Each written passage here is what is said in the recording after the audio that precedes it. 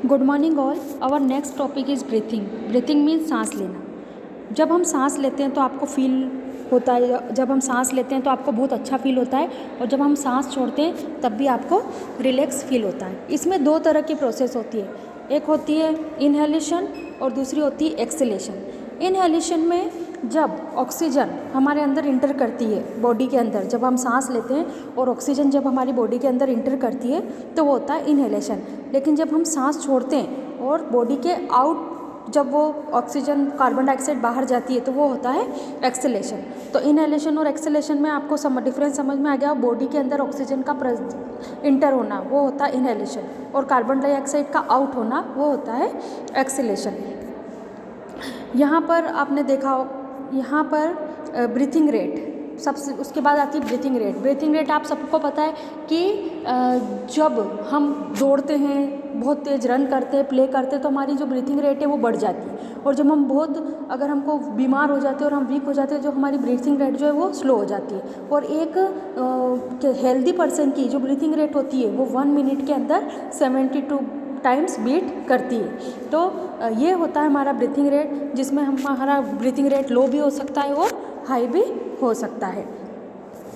उसके बाद नेक्स्ट आता है हाउ डू वी ब्रीथ। हम सांस कैसे लेते हैं। आप सबको पता है कि जब हम सांस लेते हैं तो वो कई तरीके से पास थ्रू होकर हमारे लंग्स में पहुंचती है। तो सबसे पहले होती है नोस्ट्रिल। नोस्ट्रिल उसे कहते हैं कि जब हमारे जो नोज़ है, नोज़ में आपने देखा होगा स्टार्टिंग में 2 होल्स हमको दिखाई देते हैं, वो हमारी नोस्ट्रिल है। जब एयर जब अंदर इंटर करती है तो वो उसके बाद नसल कैविटी में पहुंचती है। नसल कैविटी होती है हमारे नोज़ के अंदर की जो पाइप होती है, उसे हम नसल कैविटी बोलते हैं, जिसके कारण हमारी जो एयर अंदर इंटर करती है। From the nasal cavity the air reaches our lungs. उसके बाद वह लंग्स में इंटर करती है और फिर वेंट पाइप से होते हुए चेस्ट कैविटी में पहुंचती है। अब चेस्ट कैविटी जो होती है हमारी वो मस्कुलर होती है, जो कि जिसे हम डायफ्राम्स कहते हैं, और डायफ्राम्स जो होते हैं वो स्पंजी होते हैं।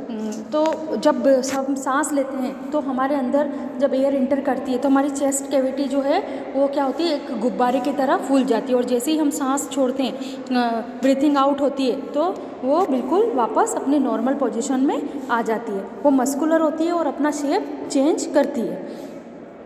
उसके बाद होते हैं अंदर रिब्स होते हैं। रिब्स होते हैं मतलब अंदर अंगूर के गुच्छों की तरह हमारे फेफड़ों के अंदर रिब्स होते हैं। जब हम एयर जब अंदर इंटर करती है तो वो रिब्स होते हैं गुब्बारे की तरह फूल जाते हैं, और जब आउट होती है कार्बन डाइऑक्साइड तो वो अंदर वो रिब्स जो है वो वापस अपनी पोजीशन में वापस आ जाते हैं। आपने देखा होगा कि हम बहुत तरह की एक्टिविटियाँ यहाँ पर करते हैं। जब हम कपड़े धोते हैं, हम पढ़ते हैं, हम चलते हैं, हम प्ले करते हैं, तो होता ये कि तब हमें ऑक्सीजन की नीड होती है, हमें सांस लेने की नीड होती है। जब हम एकदम थक जाते हैं तो आपने देखा हमारी हार्ट बीट तेज़ चलती है, हमारी सांस तेज़ चलने लगती है।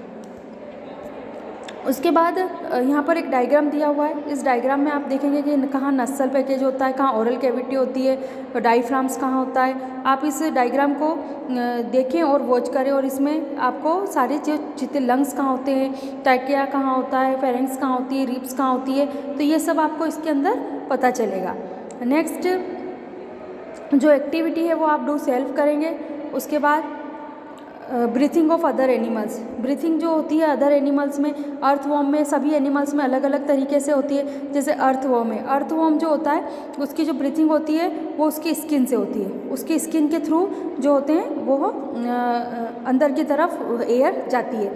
कॉकरोच जिसे बोलते हैं, कॉकरोच की जो में अंदर ट्यूब्स होती है, स्पेलिकल्स ट्यूब्स होती है कॉकरोच में, जिसके कारण वो क्या कर सकता है, ब्रीथ कर सकता है। और जो फिशेज़ होती है, फिशेज़ में जब जो गिल्स होते हैं बाय उससे वो ब्रीथ करते हैं और वापस ब्रीथ करते हैं, और गिल से ही वापस वो सांस को छोड़ते हैं। उसके बाद और वो वाटर के अंदर रहते हैं, इसलिए उनको जो ऑक्सीजन मिलती है वो वाटर के अंदर से मिलती है। उसके बाद प्लांट है, प्लांट्स जो है वो कैसे रेस्पिरेशन करते हैं। प्लांट्स के जो लीव्स है उसमें जो होते हैं छोटे छोटे से होल्स होते हैं, जिसके थ्रू क्या होती है, कार्बन डाइऑक्साइड बाउट होती है।